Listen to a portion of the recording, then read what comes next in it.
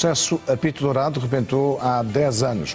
Hoje a CMTV revela em exclusiva algumas das escutas do maior processo por suspeita de corrupção da história do futebol português. Durante anos, os resultados desportivos terão sido viciados. Pagava-se, por exemplo, com o serviço de prostitutas. Fruta era o nome de código usado para falar das mulheres disponibilizadas a muitos árbitros portugueses e também estrangeiros. Mas havia também pressões de vária ordem. Um caso que relembramos hoje, com dados em primeira mão, na voz da jornalista Tânia Lourenço. Sim. Ó Luís, aquele assistente, podiam levá-lo a um banho de saber, cara. Porra. Qual assistente? Qual assistente? O que está no jogo do Bessa? Não viu? Qual deles? Qual deles? O que está no ataque do Boa Vista?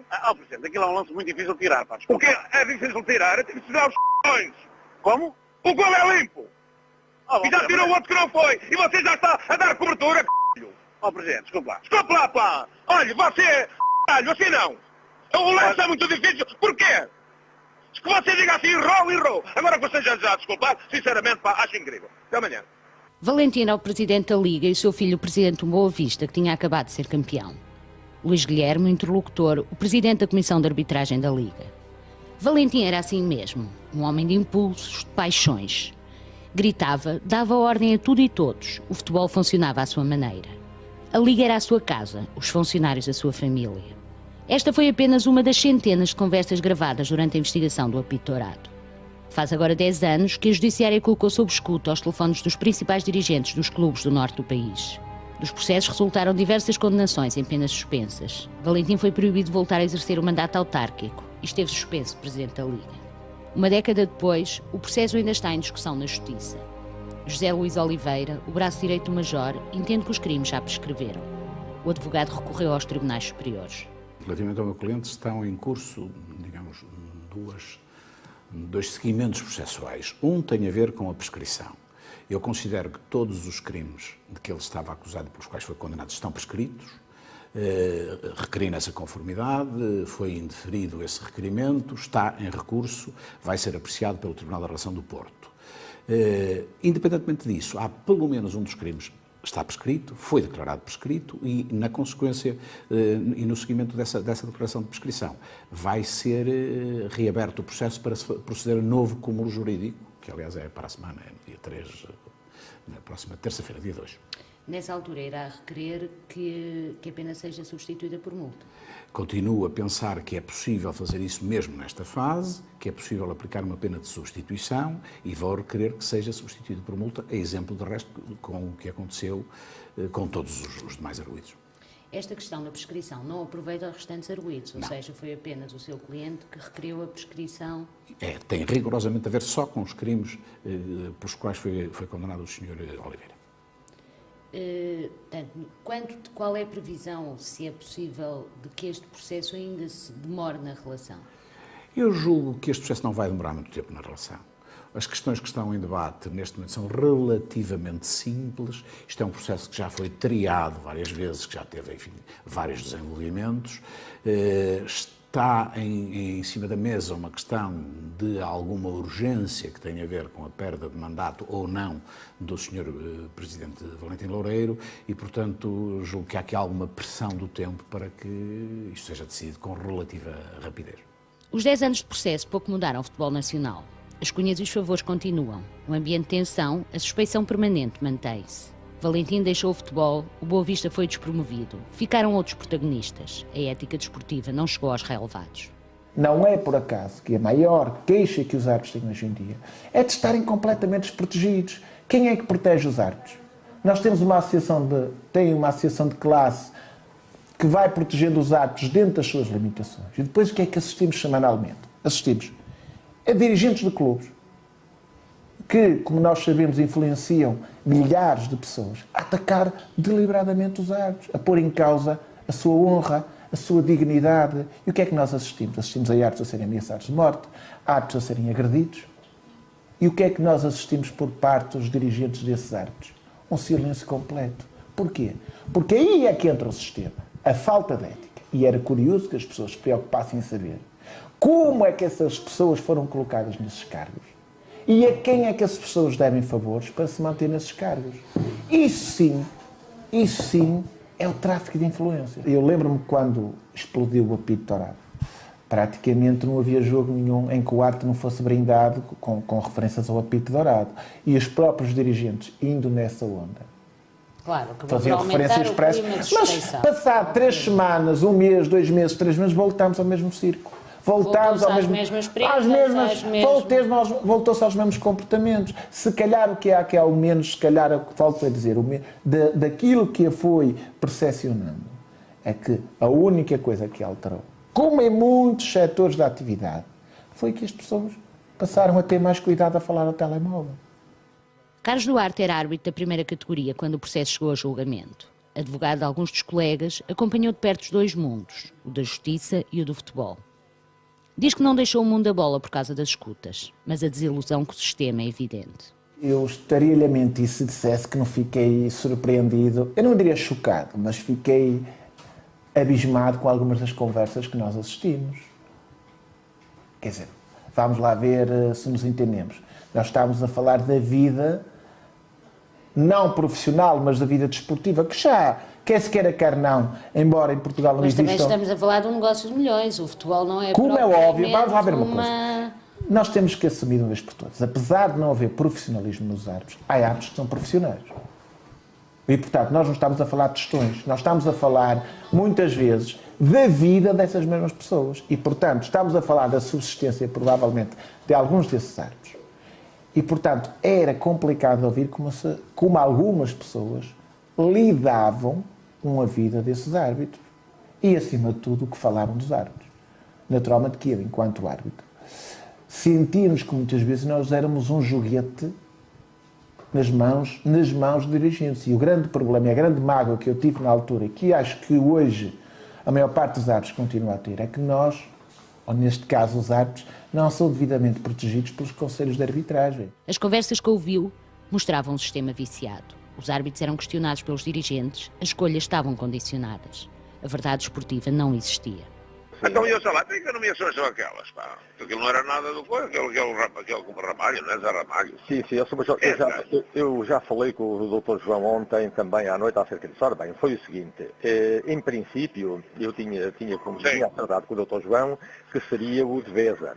Quem? O Devesa Neto e não o Ramalho. Portanto, mas aconteceu o seguinte, na reunião, quando eu fiz a proposta, ela esteve para ser aceita e depois o Luís vai assim, mas olha lá, mas se calhar nós aqui temos que ter algum cuidado pelo seguinte, e nós demos-lhe, pronto, aceitámos a justificação dele, que é o seguinte, e é verdade, que no Porto Benfica, o Devesa Neto esteve no Porto Benfica, e foi ele que esteve na origem... naquele talante. Exato, e andou o jogo todo a cochichar com o Zé Mourinho, está a ver? E então nós aceitámos assim, sim senhor, muito bem, aceitamos e não há mais nada. E quem é que levantou isso? Foi o Luís.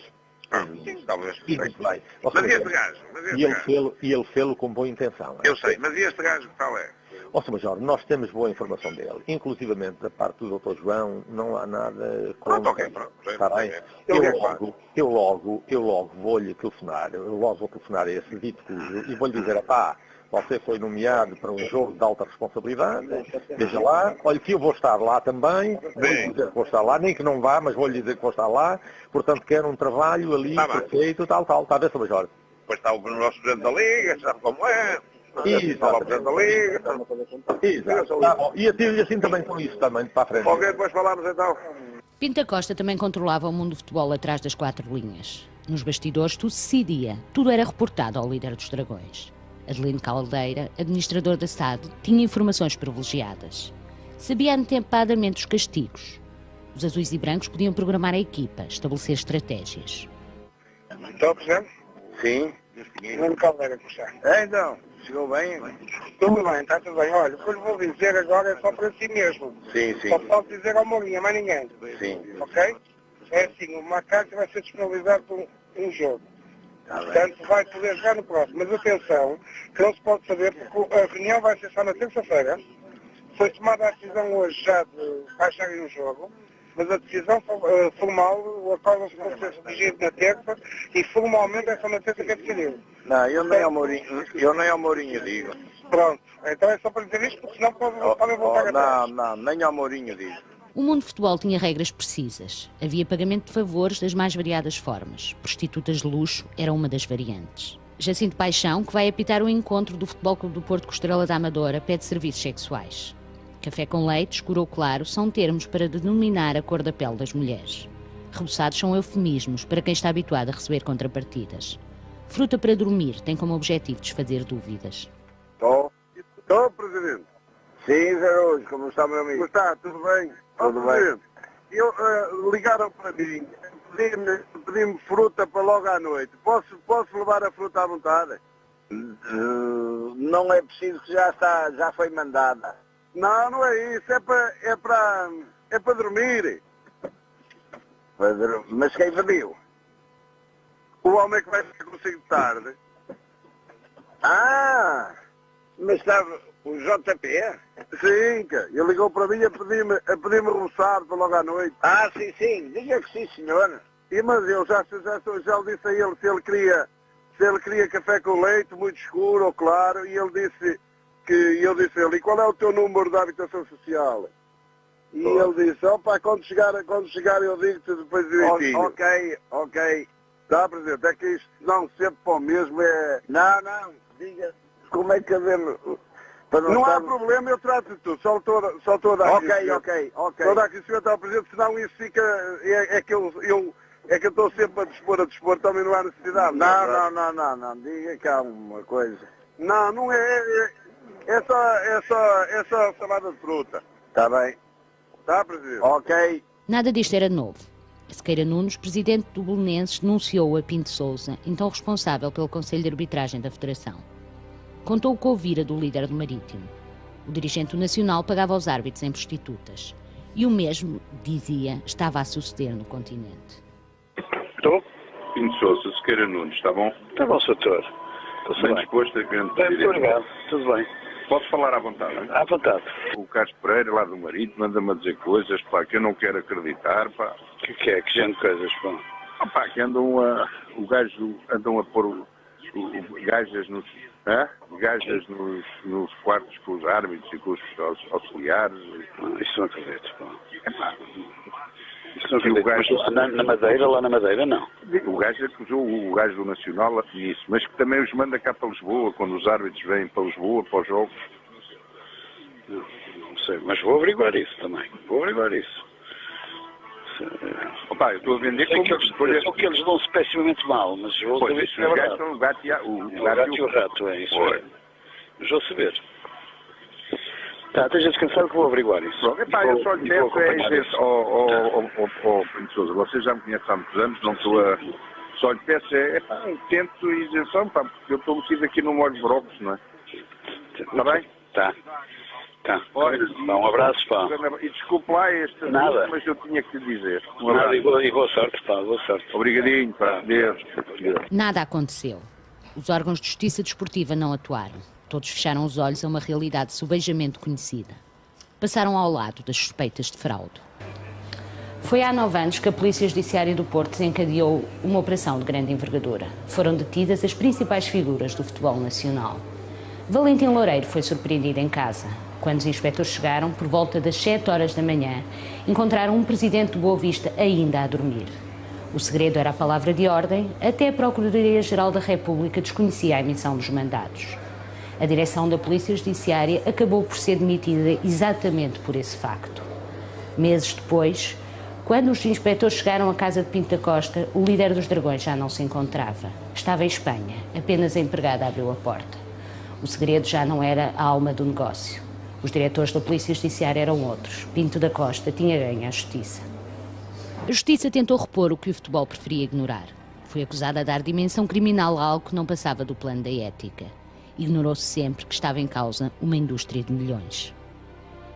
O meu convidado Carlos Anjos é ex-inspetor da Polícia Judiciária. Boa noite. Ao ouvir estas escutas, o que é que sente um investigador, ou um ex-investigador no seu caso? Sente que às vezes a Justiça não consegue concretizar aquilo que a investigação obteve? Neste caso, a Justiça chegou, nós não podemos deixar de ter presente que o que este caso, o apito dourado, tinha era a corrupção que havia, ou o eventual foco de corrupção, num clube, centrado num clube que era o Futebol Clube de Gondomar, na segunda divisão, e que era aquele ou seja, não pretendia sequer ter uma dimensão nacional como depois veio a ter. Agora, este processo, e até porque, mais importante do que o próprio caso do apito dourado, nós tínhamos tido 3 processos antes. Os casos Guimar, os Carlos Calheiros e depois Francisco Silva, onde aí sim foi condenação e foi corrupção em jogos da primeira divisão. O que este caso apito dourado nos traz é, pela primeira vez, traz para o espaço público, para a dimensão pública, o que eram as conversas e o que era o modus operandi que ficou conhecido de toda a gente, das pessoas do futebol, dos dirigentes do futebol. Todos nós tínhamos uma noção do que é que se passava neste mundo do futebol e este caso, nomeadamente as escutas que a comunicação social foi transcrevendo e foi dando a conhecer, vieram demonstrar a todos nós a forma, acima de tudo, a forma impune como estas pessoas se moviam no espaço público e que não era sequer segredo. Eles disseram o que disseram, foram gravados a dizer isto, porque eles diziam isto nos restaurantes onde almoçavam, todos nós sabíamos, ou a sociedade portuguesa sabia, pelo menos a mais bem informada, do restaurante Canal Caveira, de Espinho, de Leiria, de Pombal, onde os árbitros, com os dirigentes desportivos, combinavam não apenas estas questões que nós ouvimos aqui, mas as subidas e descidas de árbitros e aqui tudo aquilo que o apito dourado trouxe, ou que o apito dourado deu às tantas. Este foi o primeiro a ter escutas telefónicas com esta dimensão. Isso talvez lhe tenha dado realmente mais visibilidade do que aparentava no início. Exatamente, foi isso que potenciou este processo. E foi isto que teve depois muitas conversas laterais, porque, volto a frisar, o que estava em investigação era um potencial caso de corrupção na segunda divisão B Norte, no norte do país, e que depois, como as pessoas do futebol são as mesmas e falavam, acabou por ter o próprio processo uma quantidade de certidões contra Pinto Costa, contra uma quantidade de dirigentes, e essas certidões que depois acabaram por ser todas arquivadas, tinha a ver com a falta de consistência dessa prova, porque a investigação foi dirigida a um foco concreto e aí sim houve condenados. Agora, as condenações por corrupção em Portugal, e hoje já estamos num patamar um pouco à frente, à data, nem no futebol nem fora do futebol, ninguém era condenado à prisão efetiva por crimes de corrupção. O senhor acha que mudou algo, apesar de as escutas não são válidas, enfim, jornalisticamente são válidas, obviamente, têm muito interesse público, isso é verdade, mas não foram consideradas válidas para condenação em tribunal. O senhor acha que, mesmo assim, algo mudou depois do processo apito dourado? Acho que não. Acho que está tudo na mesma. Acho que estão mais refinados, mas não mudou grande coisa. Não me parece que tenha mudado grande coisa no futebol nacional. E a prova disso é que a luta pelo poder continua a mesma. Há pouco tempo soubemos, e já foi comentado aqui na CMTV, de um assalto à Federação Portuguesa de Futebol que versou exatamente o computador, o portátil do dirigente, do homem responsável pelos árbitros. E também do Presidente. E, portanto, a fórmula como, ciclicamente, jornada após jornada, nós ouvimos, e acima de tudo porque os protagonistas são os mesmos, tirando aqueles protagonistas de segunda linha, que foram condenados do Gondomar e de outros clubes, e Valentim Loureiro, que é, acima de tudo, o único homem que perde poder no futebol português, e o Boa Vista, todos os outros homens, nomeadamente Pinto Costa e grande parte deles que à data desempenhavam cargos de poder no futebol português, continuam nos mesmos cargos. Fernando Gomes hoje é Presidente da Federação, à data tinha estado no Porto ou tinha saído do Porto, portanto, as pessoas, a nomenclatura base do futebol português é a mesma. E os que não são substitutos, talvez até, digo eu, com alguma da mesma qualidade. E recentemente tivemos um caso no Sporting com um dirigente novo, que praticamente o seu modus operandi ou aquilo que pretendia era um esquema similar de controle do património dos árbitros, da vida dos árbitros, àquilo que já tínhamos visto. E, portanto, não me parece, aliás, se me permites, eu não acredito que a Justiça tenha capacidade para reformular estas coisas. A Justiça resolve fenómenos. Há um fenómeno criminal, seja ele de corrupção, de roubo, aquilo que for, a Justiça pode encontrar culpados, fazer prova e apresentá-los em tribunal, mas a Justiça não resolve mentalidades. E isto é, acima de tudo, um problema de mentalidades.